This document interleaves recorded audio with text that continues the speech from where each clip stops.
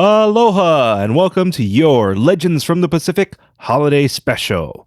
First off, I'm very sorry for not having new episodes for you, but thank you very much for your patience and understanding. So, a few things prevented us from having new episodes. You see, for some reason, there's been a lot of construction and noise in my neighborhood. 'Tis the season, I guess. I also had printer issues, which was kind of good timing since I took advantage of an extended Black Friday deal. The downside?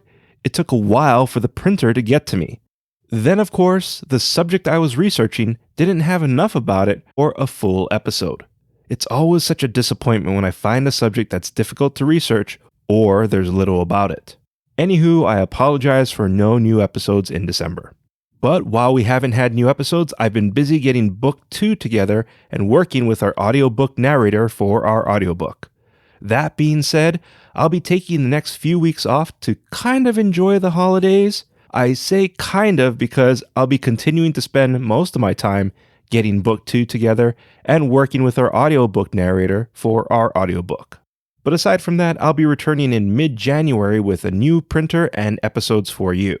So, this is your holiday special, which will include what I found out about the Chinese Snow Goddess, an interesting thing that happened to me, and an old Hawaiian story I normally share with our Patreon members. Don't worry, Patreon members, you'll still get your monthly story, which will include a shark demigod who terrorized a Kona fishing village. Anywho, here's what I found out about the Chinese goddess of snow. The Chinese goddess of snow is named Tengliu.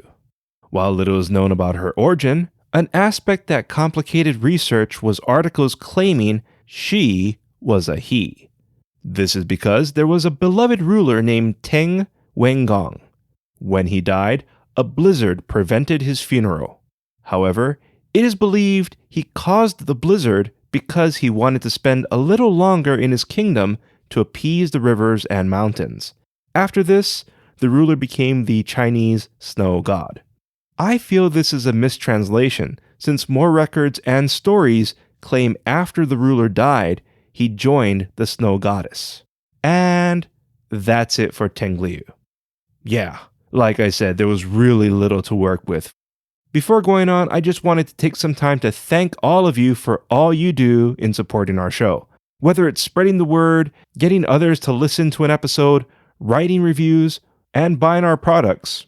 It all may not seem like much, but everything you do for our show helps immensely. In fact, Spotify contacted me and said that our show was the top 10, top 5, or the number 1 podcast for most of our Spotify listeners. So mahalo nui loa to all of you for making that happen. Also, a big mahalo nui loa to our Apple Podcast listeners, especially those in Cambodia who helped us maintain a number 1 ranking over several days. Moving right along brings us to Mauna Loa's eruption on the Big Island. Mauna Loa's eruption marks the first time in decades there's been 2 eruptions on the Big Island. It should also be noted Mauna Loa is not the domain of the snow goddess Poliahu. Poliahu and her sisters are the guardians of Mauna Kea. Mauna Kea holds the title of the tallest mountain on Earth and home to many observatories. So, my interesting experience. The day before the eruption, I went to a beach known for turtles, but there were none. This may not seem like much, but it was pretty crazy because this was the first time I went to this beach and there were no turtles. I mentioned this to my mom, who pointed out there were no turtles because they sensed the coming eruption, which tracks. Honestly, when I first heard about the eruption, I thought it was the return of Hawaii's god of volcanoes before Pele. Speaking of which, I found this older Hawaiian story and I felt like it would be a fitting time to share it with you.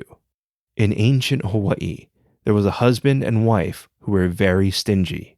All they gave their neighbors were scowls and told them to go away.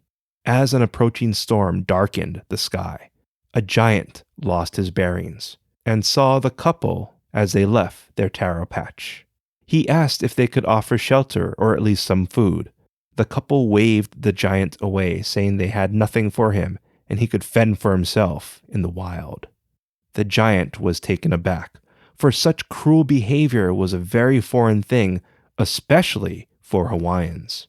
The giant struggled through the night, which worsened when the rains brought the code.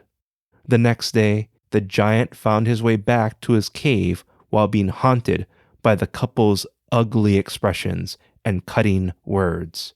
The giant returned to the couple's property and uprooted their taro patch, trees, and house. To this day, it is said nothing grows in that area because whenever something's planted, the giant returns and removes it. You can enjoy lesser-known stories like this on a monthly basis by becoming a Legends from the Pacific Patreon supporter. Just click the link in our show notes and join us today.